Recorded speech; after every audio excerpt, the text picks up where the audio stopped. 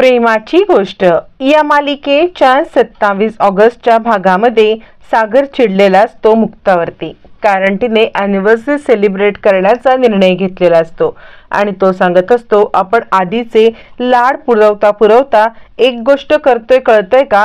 आधीच्या गोष्टी नाही तर सावनीच्याच गोष्टी आपण ऐकत चाललेलो आहोत. सावनी जे काही बोलेल त्या होला हो करतोय. आदित्यचा वापर करून ती सावनी आपल्या डोक्यावरती मिऱ्या वाटते आणि आपल्याकडून तिला जे काही हवंय ते करवून घेते. हे कसं कळत नाहीये मुक्ता तुम्हाला? असं म्हणत आता आदित्यबद्दल सागर मुक्ता बोलत असतात. त्यावेळेला मुक्ता सांगत असते, हे बघा, आधीला खात्री वाटू दे की ही आपली फॅमिली आहे, आपण या फॅमिलीमध्ये सिक्युअर आहोत, आपल्यासाठी आपली फॅमिली काहीही करायला तयार होईल आणि त्याच वेळेला तो शांत होईल. तो शांत होऊ दे त्याला पहिले, मग आपण बघूया ना पुढे काय करायचं ते. असं म्हणत मुक्ता सागरला समजवत असते, पण सागर ऐकण्याच्या अजिबात मूडमध्ये नसतो आणि तो आता म्हणत असतो, नाही, या सगळ्यामध्ये आपण सावनीला सपोर्ट करतोय, आदित्यची सगळी गोष्ट ऐकून. मुक्ता सागरला समजवायचा प्रयत्न करते, बघा, आदित्य इकडे आलाय पण त्याची अवस्था आपण सगळेच जण जाणतो ना. जर या सगळ्यातून त्याला बाहेर काढायचं असेल तर इतकं मात्र करायलाच लागेल. यावरती सागर म्हणतो, खरं सांगू का, तर आदित्य असा हट्ट करतोय म्हणून मी अस्वस्थ व्हायचं आहे की इतकी समजूतदार बायको मिळाले म्हणून मी आनंदी व्हायचं आहे? मला तर खरंच काही कळत नाहीये की काय सिच्युएशन आहे आणि मी कसा रिॲक्ट व्हायचा आहे. गोष्टी खूपच गोंधळलेल्या आहेत.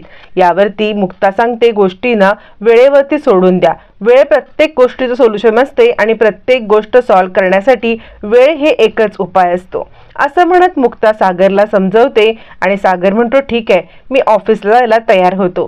सागर ज्या वेळेला ऑफिसला जायला निघून जातो तोपर्यंत तो निघता मुक्तासाठी छानपैकी गिफ्ट घेतो. मुक्तासाठी त्यांनी डायमंडचे इयरिंग घेतलेले असतात आणि मुक्ताला गिफ्ट देण्याच्या आधी तो ते इयरिंग मिहिरला दाखवतो. ऑफिसला आल्यावरती तो मिहिरला म्हणतो, हे बघ, मी मुक्तासाठी गिफ्ट घेतलंय. यावरती मिहिर म्हणतो, खरंच काय सांगू दादूस तुला, म्हणजे इतकं सुंदर आहे ना, आणि सगळ्यात महत्त्वाचं म्हणजे तू हे गिफ्ट कुणाला दाखवण्यासाठी नाही घेतलंस तर खास मुक्ता वहिनीसाठी हे गिफ्ट घेतलेलं आहेस. यावरती सागर म्हणतो, दाखवण्यासाठी म्हणजे? यावरती मिहिर म्हणतो, विसरलास का, याआधी पुरणपोळी केली होतीस मुक्ता वहिनीसाठी, बुके केला होतास, छानपैकी तू रोमॅन्टिक डेट केली होतीस सावनीला दाखवायला, पण थँक गॉड आता तसं काही नाहीये. आता तू जे काही करतोयस ना ते मुक्ता वहिनीवरील प्रेमामुळे करतोयस आणि तिला स्पेशल फील करवण्यासाठी तुला जे काही शक्य करायला आहे ते सगळं तू करतोयस. मला खूपच आनंद वाटतोय दादूस या सगळ्याचा. यावरती सागर म्हणतो, हो रे, त्या गोष्टी मी कसा विसरू शकेन, पण खरं सांगू का, मुक्ता माझ्या आयुष्यात आली आणि माझ्या आयुष्य एका चांगल्या अर्थाने खरं तर बदलून गेलं.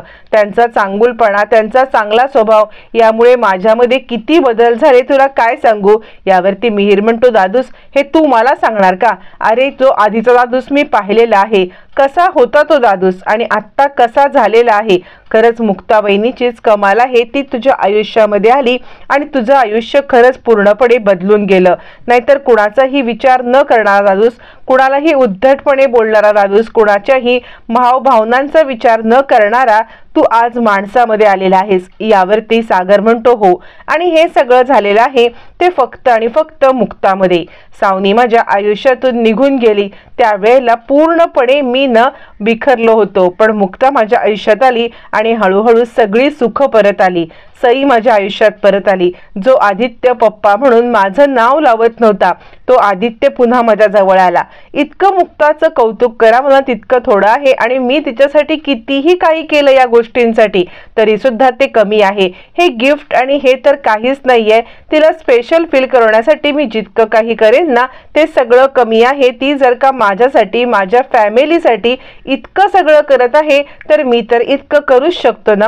यावरती मिहिर म्हणतो, खरंच दादूस तुझं आयुष्य खऱ्या अर्थाने बदललेलं आहे. यावरती सागर म्हणतो, हो खरं आहे ना, तर एक चांगली स्त्री आपल्या आयुष्यामध्ये येणं हे खूप महत्त्वाचं असतं, नाहीतर आपलं आयुष्य हे नरक होतं. ज्या वेळेला एक चांगली स्त्री आपल्या आयुष्यात येते ना, ती आपल्या फॅमिलीला बांधून ठेवते, आपल्या फॅमिलीच्या लोकांचा विचार करते आणि आपल्यासाठी ती आपल्या फॅमिलीला जपत असते. तर तिला जपणं, तिचं सगळं ऐकणं, तिला स्पेशल फील करवणं किंवा तिला ह्या सगळ्यासाठी थँक्स म्हणणं हे सुद्धा आपलं पण तितकंच कर्तव्य असतं. असं म्हटल्यावरती सागर म्हणतो, पण मी खूप स्वतःला लकी समजतो की मुक्ता माझ्या आयुष्यात आली आणि माझ्या फॅमिलीची घडी पुन्हा एकदा व्यवस्थित बसलेली आहे. आणि त्याच वेळेला इकडे आता मिहिरला मिहिकाची आठवण येते. म्हणजे ज्याबद्दल आता सागर बोलत असतो ते सगळं मिहिरच्या आयुष्यातून हरवून गेलेलं असतं. मिहिरच्या आयुष्यातून मिहिका गेल्यामुळे सगळं त्याचं आयुष्य आता मात्र बर्बाद झाल्यासारखं झालेलं असतं. आणि सागर जितकं भरभरून प्रेमाबद्दल मुक्ताबद्दल बोलत असतो तितकंच फोटो बघता बघता मिहिरच्या डोळ्यामध्ये अश्रू येतात आणि मिहिरला रडू कोसळतो. पण आपला दुःख लपवत तो सागरच्या आनंदामध्ये खुश झालेला असतो.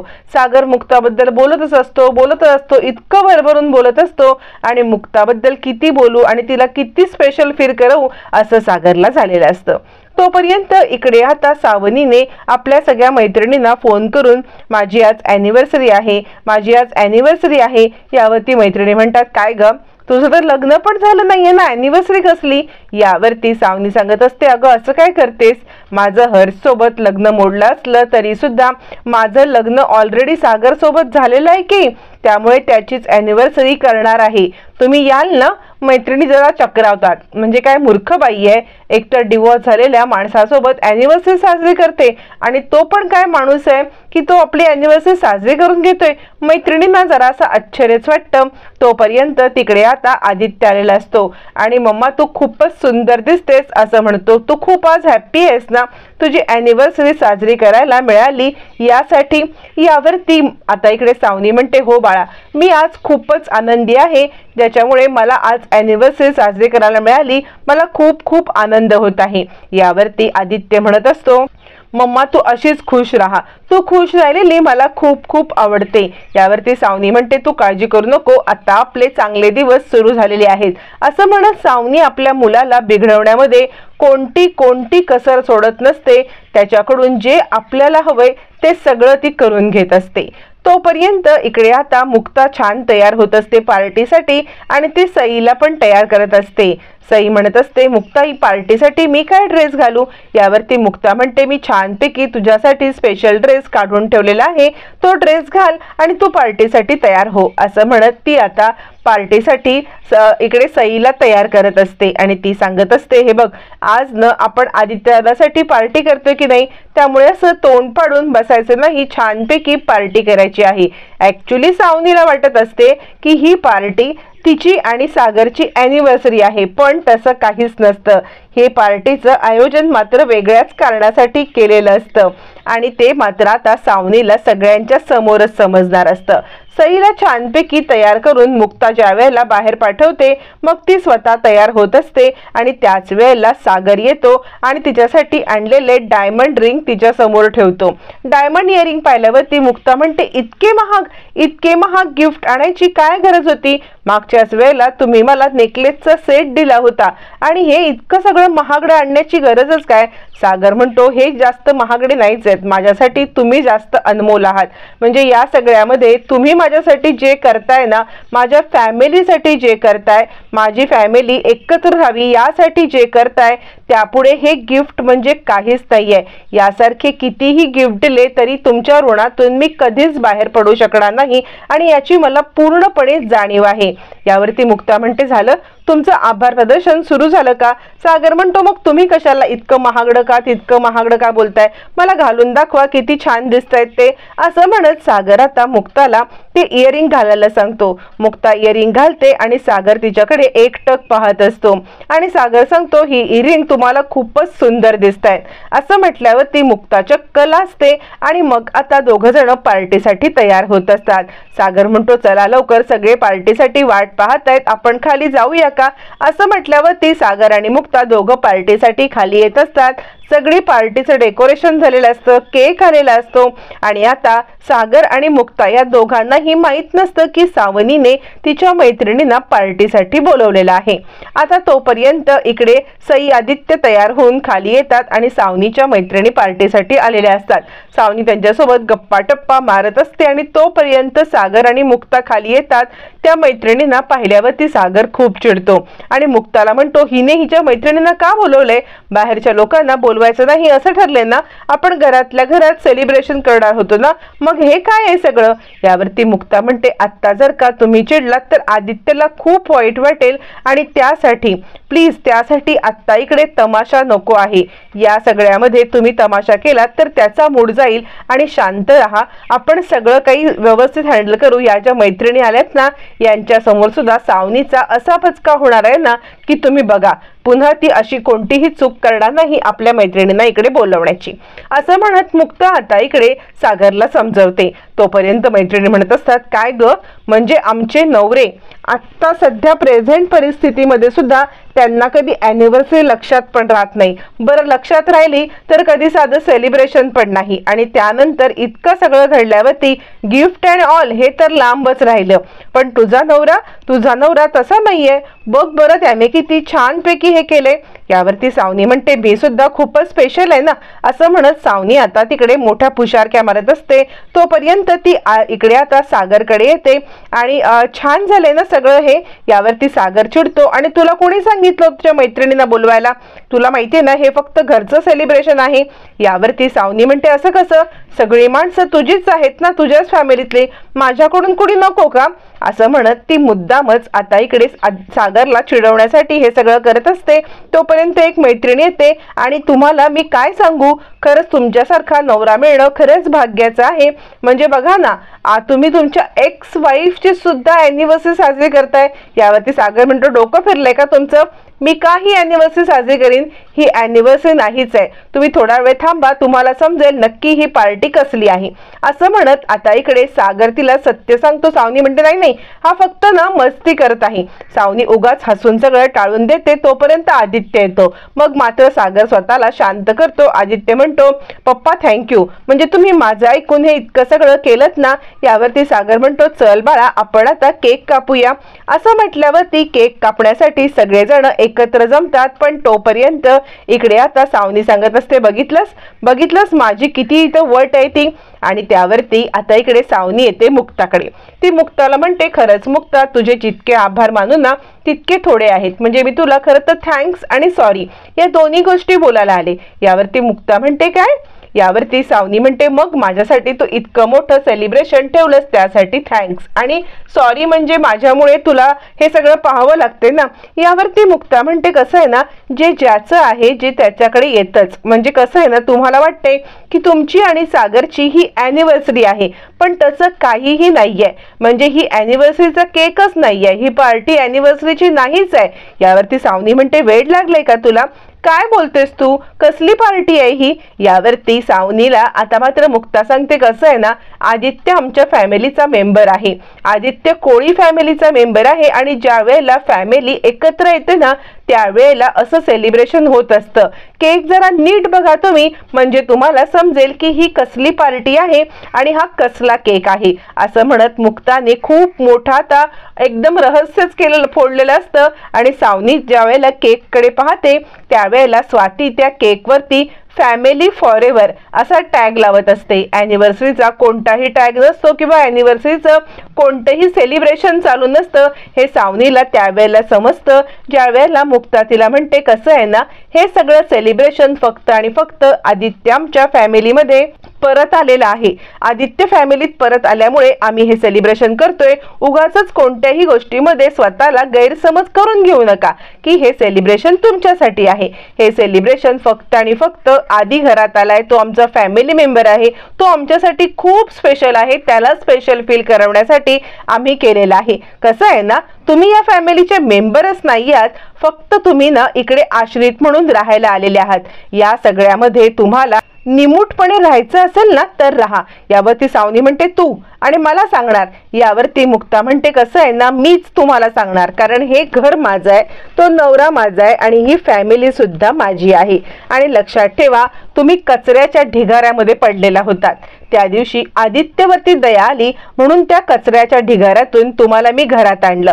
पण जर माझ्या फॅमिलीला काही इजा करण्याची किंवा फॅमिलीवरती काही सुद्धा तुम्ही अटॅक करण्याचा प्रयत्न केला तर त्याच कचऱ्याच्या ढिगाऱ्यामध्ये तुम्हाला परत नेऊन सोडायला मी कमी नाही करणार. कळतंय ना? आणि ही धमकी समजू नका, ही मुक्ता काहीही करू शकते आपल्या फॅमिलीसाठी. असं म्हणत मुक्ता आता पुन्हा एकदा फॅमिली फॉरएव्हरचा केक सावनीला दाखवते आणि डोळे उघडले का? तुम्हाला वाटत होतं आदित्यच्या हट्टापायी ही सगळे आम्ही केलेलं आहे, पण असं काहीच नाहीये, ही पार्टी अॅनिव्हर्सरीची नाहीच आहे. असं म्हणत मुक्ताने सावनीचे डोळे उघडलेले असतात आणि सावनी रागारागात मुक्ताकडे पाहते आणि इतकं सगळं होऊन सुद्धा केक कापण्यासाठी आपल्या मैत्रिणींना दाखवण्यासाठी पुढे पुढे पुढे पुढे जात असते. इकडे केक कटिंग होत असतं. मुक्ता एका बाजूला उभी असते, पण सागर, सई, आदित्य, स्वाती, इंद्रा हे सगळेजण केकच्या इथे उभे असतात आणि फोटो काढत असते, ती म्हणजे कोमल. समोरून मुक्ता हे सगळं पाहत असते आणि सावनी आता मध्ये मध्ये घुसून कुठे केक कापायला जागा मिळते का म्हणून इकडे केक कापू की तिकडे केक कापू असं एकदम गोल गोल फिरत असताना इकडून स्वाती ढकलत असते, तिकडून इंद्रा तिला ढकलत असते. कोणीच तिला केक कापण्यासाठी देत नसतं आणि फॅमिलीमध्ये एंटर पण करून देत नसतं. सावनी इकडून तिकडून पाहते, मैत्रिणी ही सगळे गंमत पाहत असतात. सावनीला असं होतं कुठून ह्या मैत्रिणींना बोलवलं आणि स्वतःचाच आपण अपमान करून घेतलेला आहे. मुक्ता हे सगळं दृश्य पाहत असते आणि सावनीकडे बघून आता कुच्चित हसत असते. त्यानंतर केक कटिंग होतं, सगळेजण खूप छान सेलिब्रेट करतात. पण आदित्य समोर असल्यामुळे सागर आता सावनीला केक भरवतो. आदित्यला हे खूप आवडतं आणि सावनी मात्र एकदम खुश होते आणि मुक्ताकडे पाहायला लागते की तू जरी मला फॅमिली मेंबर समजत नसलीस तरी सागर अजूनही मला फॅमिली मेंबर समजतो. आणि सागर तिला केक भरवतो, पण त्याच वेळेला सागर तिला अगदी खाली आणून सोडतो हे वाक्य बोलून की हे बघ, हा केक मी तुला का भरवलाय माहितीये का? यावरती सावनी म्हणते काही नाही, आपली अॅनिव्हर्सरी आहे ना. यावरती सागर म्हणतो बिलकुल नाही, आपली अॅनिव्हर्सरी वगैरे सगळं खोटं आहे हे. म्हणजे मी तुला केक भरवला कारण तू माझ्या आयुष्यातून निघून गेलीस ना, ते बरं झालं. तू माझ्या आयुष्यातून निघून गेलीस म्हणून मुक्ता माझ्या आयुष्यात आली आणि खरं प्रेम काय असतं हे मुक्ताने मला दाखवलं. बिघडलेल्या सागरला प्रत्येक चुकीची गोष्ट करण्यापासून मुक्ताने थांबवलं. काय योग्य काय अयोग्य हे त्यांच्या भाषेत त्यांनी समजावून सांगितलं. माझी दुरावलेली फॅमिली त्यांनी माझ्या जवळ आणली आणि माझी फॅमिली स्वतःची फॅमिली समजून माझ्यापेक्षा जास्त त्या माझ्या फॅमिलीसाठी करतायत. इतकी चांगली बायको मिळायला खूप भाग्य लागतं, पण हे भाग्य मला तुझ्यामुळे मिळालं. तू मला सोडून गेली नसतीस ना तर इतकी चांगली बायको मला कदाचित मिळाली नसती आणि त्याचसाठी मी तुला हा केक भरवलाय. असं म्हणत आता मात्र खडे बोल सुनवत सागर इकडे सावनीचे डोळे उघडतो. त्यानंतर मग मात्र आता इकडे आदित्य आणि सई केक कापून झाल्यावरती, केक खाऊन झाल्यावरती खेळण्यासाठी एकमेकांच्या मागे धावत असतात आणि सागरने चांगले सावनीचे डोळे उघडलेले असतात. स्वाती, इंद्रा हे सावनीकडे पाहत असतात आणि चला चला आता आपल्याला फॅमिली टाइम आहे ना, मुक्ता या इकडे असं म्हणत सागर मुक्ताला आपल्या जवळ बोलवतो.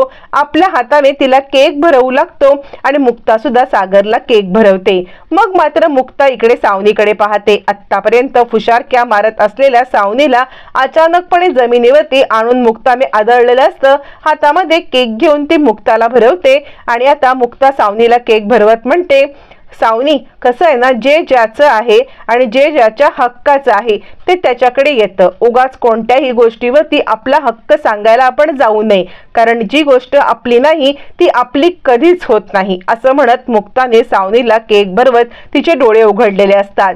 सावनी रागारागात पाहत असते, काहीही झालं तरी ह्या मुक्ताचीच कशी प्रत्येक वेळेला जीत होते आणि प्रत्येक वेळेला मीच कशी हारते हा ती विचार करत असते आणि सारखी त्या फॅमिली फॉरएव्हर या केककडे पाहत असते.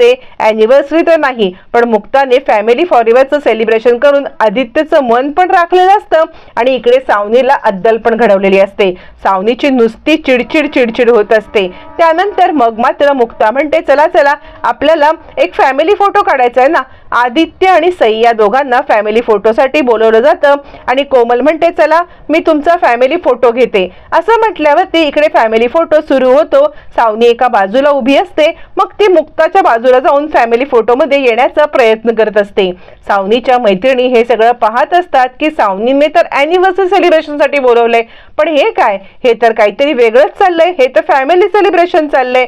मग इकडे कोमल फोटो काढत असते, त्यावेळेला मुक्ता म्हणते कोमल अगं हा फॅमिली फोटो आहे ना, मग ये तू सेल्फी काढ, तू पण याच्यामध्ये ये असं म्हणत मुक्ता आता कोमलला सेल्फी घेण्यासाठी सांगते। पण कोमलने एकूण एक फोटो असे काढलेले असतात की ज्याच्यामध्ये सावनी अजिबात आलेली नसते, सावनीला पूर्णपणे कट करून टाकलेलं असतं आणि कोमल फोटो काढत असते सेल्फी काढता काढता। नंतर ज्या वेळेला सगळे फोटो पाहिले जातात त्यावेळेला सावनीचा एकही फोटो त्याच्यामध्ये नसतो, सगळे फोटो सावनी सोडून किंवा सावनीला कट करून काढलेले असतात। आता सावनीला समजतं की या फंक्शन मध्ये आपल्याला काडी मात्र स्थान नाहीये, पण त्याच वेळेला ती आदित्यचे कान भरते आणि आदित्यला कान भरवत ती सांगते की बघितलंस ही अॅनिव्हर्सरी माझी आणि सागर पप्पांची होती ना, पण सागर पप्पांनी त्या मुक्ताला डायमंडचे रिंग दिले। मग मात्र आदित्य चिडतो आणि तुम्ही माझ्या पप्पा मम्मीसाठी काय गिफ्ट आणलं असं म्हणत सागरला विचारतो, म्हणजे आज तर तुमची आणि मम्माची अॅनिव्हर्सरी होती ना, मग आजच्या दिवसाला तुम्ही तिला काहीतरी गिफ्ट द्यायला पाहिजे होतं ना, पण तुम्ही तसं नाही केलं, तुम्ही मुक्ताला गिफ्ट दिलं, माझ्या मम्मासाठी तुम्ही काय गिफ्ट आणलं असं म्हणत आदित्य चिडतो आणि सागरला जाब विचारतो। सावनीला हेच हवं असतं की या सगळ्यामध्ये ही पार्टी स्पॉइल करून आदित्यला सागरच्या विरोधात भडकवून तिला हे सगळं साध्य करायचं असतं। आता सागरकडे काहीच उत्तर नसतं, पण मुळात सागरला वाटतं की आदित्यला समजलं कसं की मी मुक्ताला डायमंड रिंग दिले, ते हे सगळं सावनीचं कारण समजतं, हे मुक्ताला समजायला वेळ लागत नाही। पण आदित्य खूपच चिडलेला असतो आणि तुम्ही अॅनिव्हर्सरीला मम्माला का नाही काही गिफ्ट आणलं असं ओरडत असतो। आता या सगळ्यामध्ये मुक्ता आणि सागर आदित्यची कशी समजूत काढणार हे मात्र येणाऱ्या भागातच कळणार आहे।